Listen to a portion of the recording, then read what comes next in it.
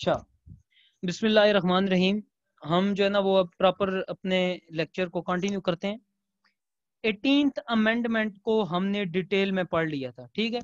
अब आ जाते हैं इम्पैक्ट्स ऑफ 18th अमेंडमेंट। ये कुछ 7-8 पॉइंट हम डिस्कस करते हैं कि आप लोगों ने असाइनमेंट भी मुझे भेजी है, कुछ लोगों ने भेजी है, बाकी सब की मुझे असाइनमेंट नहीं मिली। तो impacts of 18th amendment, 18th amendment के इम्पैक्ट्स क्या क्या हुए मुल्क के अंदर। सबसे पहला इम्पैक्ट, सबसे पहला ये हुआ कि कॉन्स्टिट्यूशन को अपने ओरिजिनल पार्लियामेंट्री स्पिरिट में रिस्टोर किया गया, ठीक है।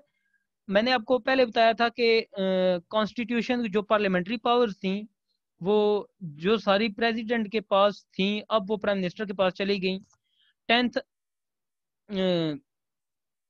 2010 में 18th अमेंडमेंट की गई। तो उस अमेंडमेंट के अंदर आर्टिकल 58(2)(b जो कि असेंबलीज डिसॉल्व करने की पावर पीएम्स को देता था, सॉरी प्रेसिडेंट को देता था, वो पावर्स जो है ना वो प्रेसिडेंट से लेके वापस प्राइम मिनिस्टर जो लीडर ऑफ द हाउस है नेशनल असेंबली के, उनको दे दी गई।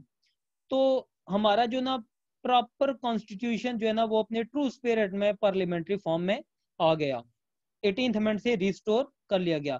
मैंने आपको पहले बताया था कि आर्टिकल 58(2)(b जो है ना वो पहले जनरल जिया साहब लेके आए, उसके बाद मियां नवाज शरीफ साहब ने उसको खत्म कर दिया था।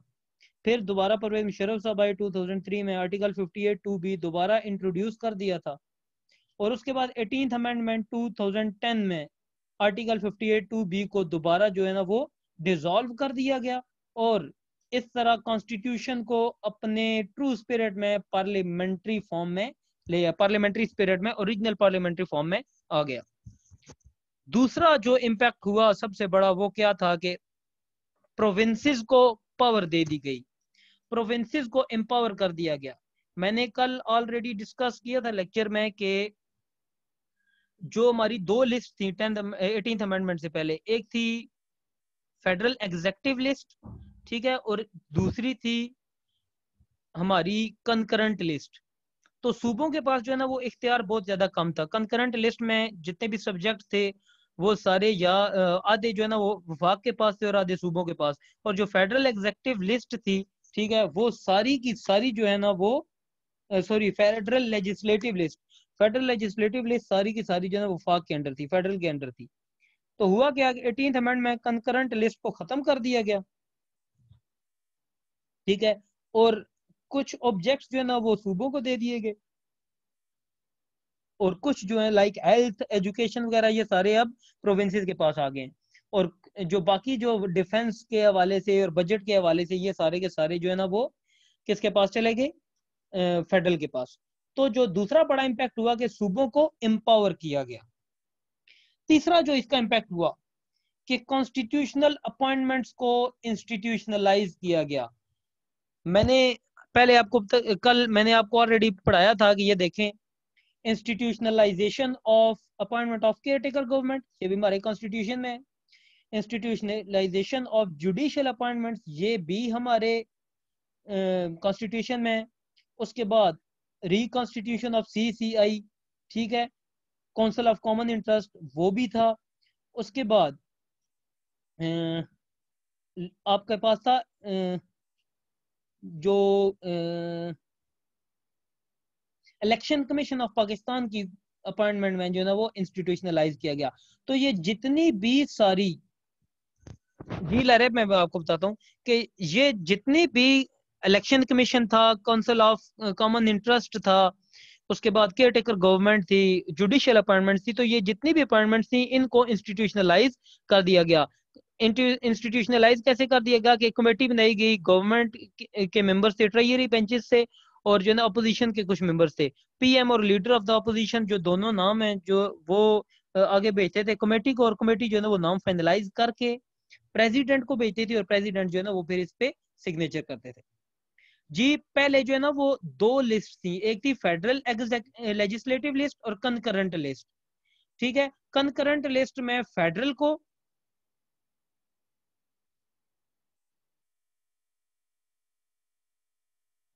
नहीं चले इसको हम बाद में डिस्कस करते हैं, ठीक है। मैं विश जो डिस्कस कर रहे हैं वो कर लिया, आप सुने जी। गवर्नेंस के ऊपर हम बात करेंगे आगे। गवर्नेंस में चेंजिंग आई थी, लेकिन वो हम with respect to renewable energy नहीं देखेंगे, बल्कि वो गवर्नेंस हम जो है ना वो with respect to cabinet, with respect to local governments हम उस तरह देखेंगे, ठीक है। अच्छा, तो दो लिस्ट थी, एक थी फेडरल लेजिस्लेटिव लिस्ट और एक थी कंकरेंट लिस्ट। कंकरेंट लिस्ट में फेडरल और प्रोविंस दोनों देखते थे, और जो फेडरल लेजिस्लेटिव लिस्ट थी उसमें सिर्फ फेडरल देखते थे। तो कंकरेंट लिस्ट को खत्म कर दिया गया और सारे के सारे इख्तियार जो है ना वो सूबों को दे दिए गए, ठीक है लारे। अच्छा, जो इंस्टीट्यूशनलाइजेशन ऑफ कॉन्स्टिट्यूशनल अपॉइंटमेंट्स का मैंने आपको बताया, तो कॉन्स्टिट्यूशन के अंदर जितनी भी अपॉइंटमेंट्स, एक मिनट सॉरी होल्ड कीजिएगा।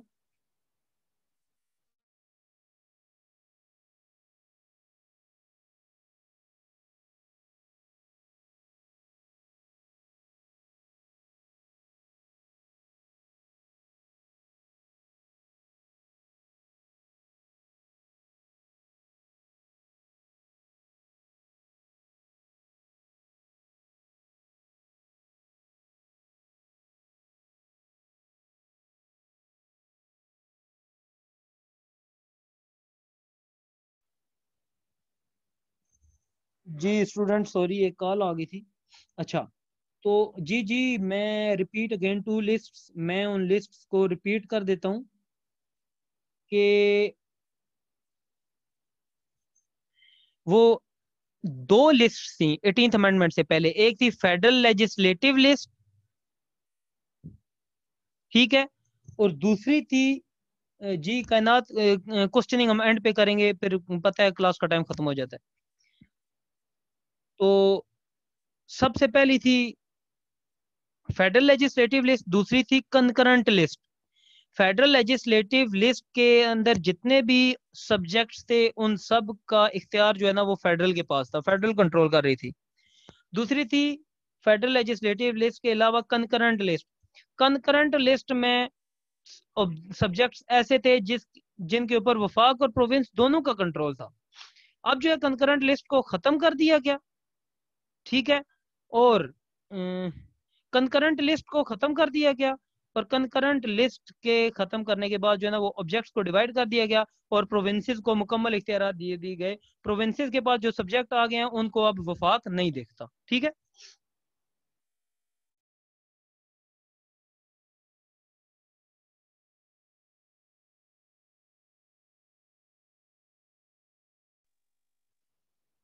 जी मैविश पावर और इलेक्ट्रिसिटी भी इम्पैक्ट में नहीं देखें। इलेक्ट्रिसिटी के 18th अमेंडमेंट ने इलेक्ट्रिसिटी के ऊपर क्या इम्पैक्ट डाला है? इलेक्ट्रिसिटी ये हम ज्यादातर पढ़ रहे हैं कॉन्स्टिट्यूशन के, इलेक्ट्रिसिटी के ऊपर तो कोई 18th अमेंडमेंट का जो है ना वो इतना ज्यादा इम्पैक्ट नहीं है। अच्छा, उसके बाद enhanced role of opposition, opposition का रोल ज्यादा कर दिया गया।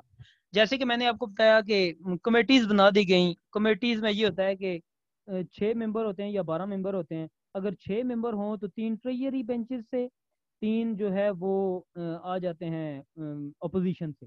अपोजिशन का रोल यहाँ पे इंक्रीज हो गया। अगर 6 मेंबर्स की कमेटी हो तो 6 ट्रेजरी बेंचेस आते हैं, सॉरी 12 मेंबर्स की, तो 6 ट्रेजरी बेंचेस से आते हैं और 6 जो है ना वो अपोजिशन से आते हैं। उसके बाद leader of the opposition, opposition leader जो है वो और प्राइम मिनिस्टर दोनों मिल के नामों पे इत्तेफाक करते हैं और आगे कमेटी को भेजते हैं, और उस कमेटी के अंदर भी अपोजिशन पार्टीज के मेंबर्स होते हैं, ठीक है। तो इस तरह अपोजिशन का रोल जो है ना वो 18th अमेंडमेंट ने ज्यादा कर दिया। उसके बाद आ जाता है कि गुड गवर्नेंस को बहुत ज्यादा प्रमोट किया। प्रमोशन ऑफ गुड गवर्नेंस कैसे हुई कि मैंने आपको बताया ऑलरेडी कि लोकल गवर्नमेंट्स बनाने की तजवीज दी गई, ठीक है, लोकल गवर्नमेंट्स बनी। उसके बाद दूसरा मैंने आपको बताया था कि कैबिनेट मेंबर्स को कम कर दिया गया। मैंने कल आपको बताया था, मैं दोबारा रिपीट कर देता हूं कि जो कैबिनेट मेंबर्स हैं ना वो जो पूरी जो आपकी पार्लियामेंट है, पार्लियामेंट के 11% निकाले तो वो कैबिनेट का साइज हुआ करेगा। तो कैबिनेट को जो है पहले आपके जो काबीना का साइज होता है वो 80-80 मेंबर, 100-100 मेंबर्स भी हुआ करते थे।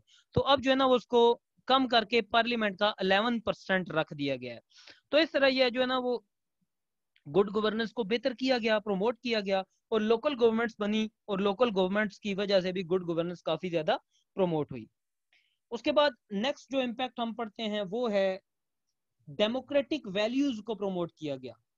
मैंने आपको बताया कि 18th अमेंडमेंट में जो ट्रू स्पिरिट में पार्लियामेंट्री सिस्टम, जो कॉन्स्टिट्यूशन है वो अपने ट्रू स्पिरिट में आया, पार्लियामेंट्री फॉर्म ऑफ गवर्नमेंट अपने ट्रू स्पिरिट में आई, तो उसकी वजह से डेमोक्रेटिक नॉर्म्स एंड वैल्यूज को बहुत ज्यादा प्रमोट किया गया। ठीक है, डेमोक्रेसी आ गई, और आपको पता है जब डेमोक्रेसी आई फिर लोकल गवर्नमेंट्स आ गई। लोकल गवर्नमेंट्स की वजह से जो है ना वो इसकी प्रमोशन डेमोक्रेटिक वैल्यूज की इस वजह से ज्यादा हुई कि निचले तबके के लोगों की आवाज जो है ना वो गवर्नमेंट पहुंचने लगी लोकल गवर्नमेंट्स के जरिए। ठीक है, उसके बाद हम एक और पॉइंट पढ़ लेते हैं कि फेडरलिज्म को स्ट्रॉन्ग कर दिया गया। एक होता है फेडरेशन, एक होता है फेडरलिज्म। ठीक है, तो अब सब लोगों को पता है कि एक जनरल गवर्नमेंट होती है, मिक्स्ड मोड होता है उसमें गवर्नमेंट का। ठीक है, तो एक ही पॉलिटिकल सिस्टम होता है फेडरलिज्म में। ये आप लोगों ने खुद भी सर्च करना है कि फेडरलिज्म और फेडरेशन में क्या फर्क है। ठीक है,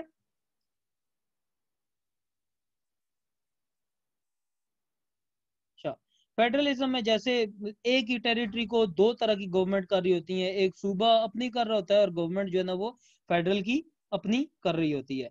तो फेडरल को स्ट्रॉन्ग किया गया, फेडरलिज्म को स्ट्रॉन्ग किया गया। फेडरलिज्म में ये है कि दो जो है ना वो गवर्नमेंट्स एक ही मुल्क को देख रही होती हैं। फॉर एग्जाम्पल वफाक है, वो चारों को चारों सूबों को भी देख रहा होता है और जो है फेडरल को भी देख रहा होता है। इसी तरह पंजाब है, वो अपने मुल्क को अपने देख रहा होता है प्रोविंस को। सिंध अपने प्रोविंस को देख रहा होता है। इसी तरह बलोचिस्तान और केपी के वो भी अपने अपने प्रोविंसेस को देख रही होती हैं। ठीक है, बाकी भी काफी ज्यादा इम्पैक्ट्स हैं। मैंने आप सब लोगों की असाइनमेंट्स दो तीन लोगों की मैंने पढ़ी है, बाकी मैं इंशाल्लाह पढ़ूंगा, और वो जो आप सब लोगों की असाइनमेंट्स हैं वो इसी तरह हम एक क्लास में इंशाल्लाह डिस्कस करेंगे।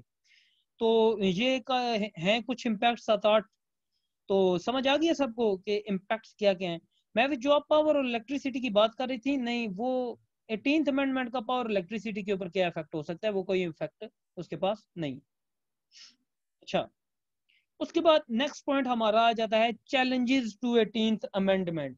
कि 18th अमेंडमेंट की तो गई, लेकिन उसको काफी ज्यादा चैलेंजेस का भी सामना करना पड़ा। वो चैलेंजेस क्या क्या थे उनको जो ना वो हम वन बाय वन डिस्कस कर लेते हैं। अच्छा, सबसे पहला चैलेंज ये आया कि रिजर्वेशन आई कुछ क्वार्टर्स की।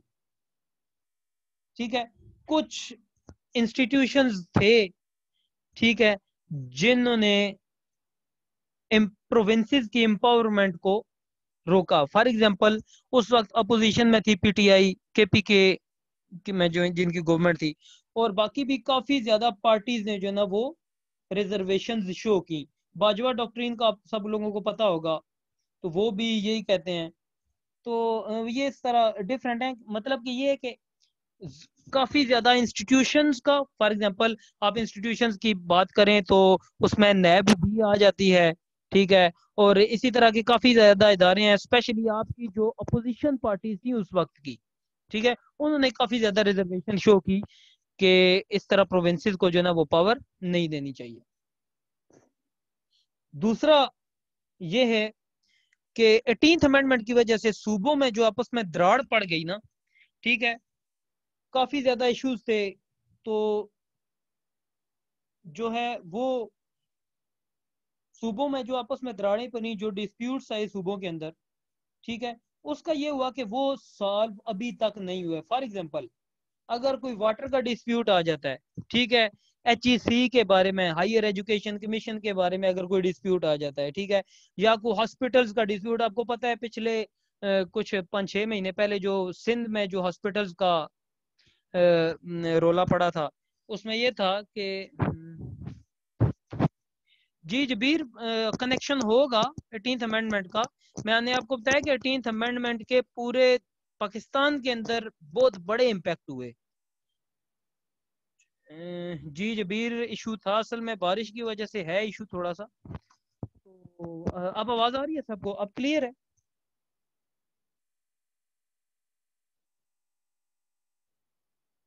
अब आवाज क्लियर है सबको? जी ठीक है।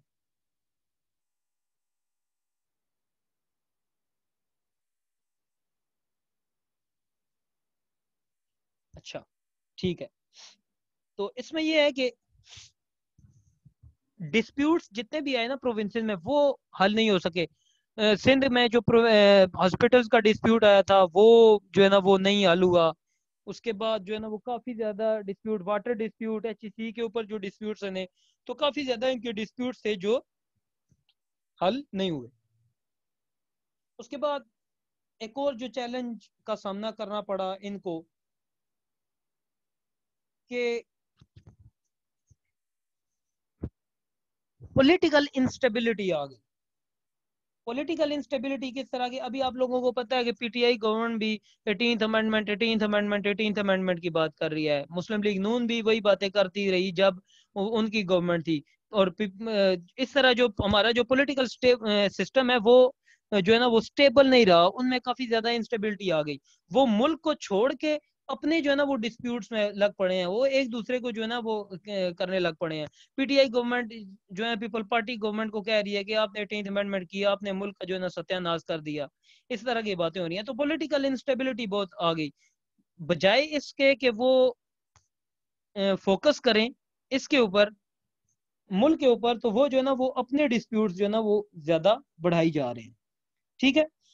अच्छा, उसके बाद इसी तरह के कुछ इश्यूज हैं। फाइनेंशियल क्रंच आया, बजट की डिस्ट्रीब्यूशन में जो है ना वो सूबों को, किस सूबों के ज्यादा दिया गया, किसी को कम दिया गया, तो बजट डिस्ट्रीब्यूशन में इस तरह की गई। 18th अमेंडमेंट से हमारी जो फाइनेंशियल क्रंच है वो बहुत ज्यादा, मतलब फाइनेंशियली पाकिस्तान जो है ना वो बहुत ज्यादा नीचे चला गया था। ठीक है, क्योंकि आपको पता है कि अगर आप बाहर से लोन भी ले रहे हो ना, तो अगर सूबों की आपस में डिस्प्यूट हो, अगर यहाँ पे पॉलिटिकल इंस्टेबिलिटी हो, तो कोई बाहर से आपको, वर्ल्ड का कोई इदारा जो है ना वो आपको लोन भी नहीं देता। वो भी फिर आपको पता है जब मुल्क अंदर से कमजोर हो ना, तो वो फिर अपनी अपनी शराइत मनवा लेते हैं और उनको मानना फिर हमारी गवर्नमेंट की मजबूरी बन जाती है। लाइक अभी एमएफ ने हमें जो है ना वो बेल आउट पैकेज दिया और उन्होंने अपनी एक एक बात मनवाई कि वो करेंसी को कंट्रोल नहीं करेंगे, करेंसी को नहीं चढ़ेंगे, मार्केट से जो है ना वो उनकी करेंसी चलेगी। तो आप खुद देख लें कि अभी डॉलर और पाउंड का क्या रेट चला गया। पाउंड ऑलमोस्ट आपका 222 223 रुपीज पे चला गया। डॉलर अभी आपका एक दो दिनों में 3 4 रुपीज डाउन हुआ है, अभी भी 160 पे है। 165.90 अभी लेटेस्ट जो है ना वो 165.90 डॉलर का रेट चल रहा है। अच्छा, तो उसके बाद आपको पता है गवर्नेंस डेफिसिट भी आया। गवर्नेंस डेफिसिट इस तरह के, जब पॉलिटिकल पार्टीज आपस में लड़ने लग पड़े, जब तनकीद एक दूसरे पे करने लग पड़े, तो फिर हमारी जो गवर्नेंस है वो नहीं चल सकती। ठीक है। फॉर एग्जांपल जो है ना वो नैब के चेयरमैन की, उसके ऊपर जो है ना वो तनकीद हो रही है। उसके बाद जो उनकी अपॉइंटमेंट्स हैं उसके ऊपर, केयर टेकर की गवर्नमेंट्स की जो अपॉइंटमेंट्स हैं उसके ऊपर तनकीदें हो रही हैं। जो प्रोविंसेस के ऊपर, जो प्रोविंसेस को अपना अपना इख्तियार दिया गया, उनके ऊपर जो है ना वो सारी की सारी रिजर्वेशन शो कर रहे हैं। तो इस वजह से जो है ना वो हमारा गवर्नेंस जो है ना वो बहुत ज्यादा बुरी तरह हिट हुआ। ठीक भी हुआ गवर्नेंस, जैसे लोकल गवर्नमेंट्स की आप मिसाल ले लें, या फिर जो है ना वो लोकल गवर्नमेंट्स के अलावा अगर आप कैबिनेट मेंबर्स की बात करें, लेकिन इसके कुछ पॉजिटिव इम्पैक्ट्स भी हैं और कुछ नेगेटिव इम्पैक्ट्स भी इसके मुल्क के ऊपर पड़े। आगे एक क्वेश्चन आता है, how to overcome these challenges. तो ये आप सब लोगों को पता है, हर बंदे का अपना अपना पॉइंट ऑफ व्यू होता है कि इन सबको, इन चैलेंजेस को ओवरकम कैसे करना चाहिए। ठीक है, तो ये आप सब लोगों ने असाइनमेंट भी बनाई हुई है। तो ये आप सब लोगों को इसका क्लियर है कि आपने चैलेंजेस को ओवरकम कैसे करना है। ये पॉइंट हम डिस्कस करेंगे जब मैं आप सब लोगों की असाइनमेंट पढ़ूंगा। ठीक है, क्लियर है सबको? काइंडली एक यस नो में मुझे बता दें, सबको क्लियर है?